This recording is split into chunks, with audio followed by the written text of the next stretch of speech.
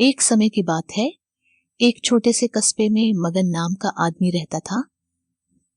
मन अपने घर में बेटे और पत्नी के साथ रहता था।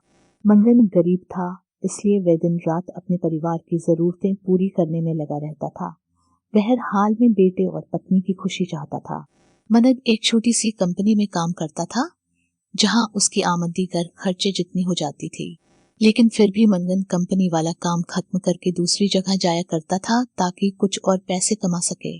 काम में व्यस्त होने से वह अपने परिवार को समय नहीं दे पाता था। मनन 24 में से 15 घंटे घर से बाहर काम में निकाल देता था। रात को देर से आता और सुबह जल्दी जाता था। इस तरह कुछ दिन बीतते गए। एक दिन मंगन की पत्नी ने उससे कहा कि आप पूरे दिन काम करते हैं और हमें समय नहीं देते हैं। वैसे भी हमारा खर्चा आराम से निकल जाता है, तो आप इतनी मेहनत क्यों करते हो? हमारे पास जितना है उसी में हमें खुश रहना चाहिए। चलिए आज हम तीनों कहीं घूमने चलते हैं। तब मगन कहता है कि बस कुछ समय मुझे और मेहनत करने दो, फिर आराम ही आराम है। दशहरा मगन मेहनत करने में लगा रहता है।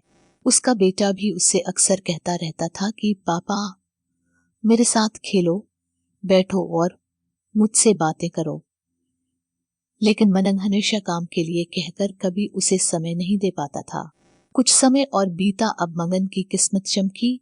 मगन की नौकरी जिस कंपनी में थी, अब उसका मालिक मगन को मैनेजर बना देता है। क्योंकि मन काफी समय से वहां काम करता था और अब वे मालिक का विश्वास पात्र बन गया था। मैनेजर बनने के बाद मदन बहुत अमीर हो गया। उसकी आमदनी अच्छी खासी थी। अब वह कुछ भी खरीद सकता था। उसकी गिनती धनी लोगों में होने लगी।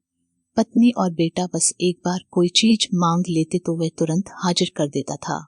एक दिन बेटा और पत्नी दोनों मगन से बहुत ज्यादा जिद करते हैं कि वे तीनों समुद्र के किनारे घूमने चले। मन कहता है कि ठीक है, आज चलेंगे, लेकिन मुझे कंपनी में थोड़ा काम है, इसलिए तुम दोनों समुद्र के किनारे पहुंचो, मैं सीधा कंपनी से काम खत्म करके पहुंचता हूँ। पत्नी और बेटा दोनों वहां चले जाते हैं। तभी समुद्र में बहुत बड़ी सुनामी आ जाती है और आसपास के लोगों को भी बहा ले जाती है। पत्नी और बेटा दोनों पानी में बह गए।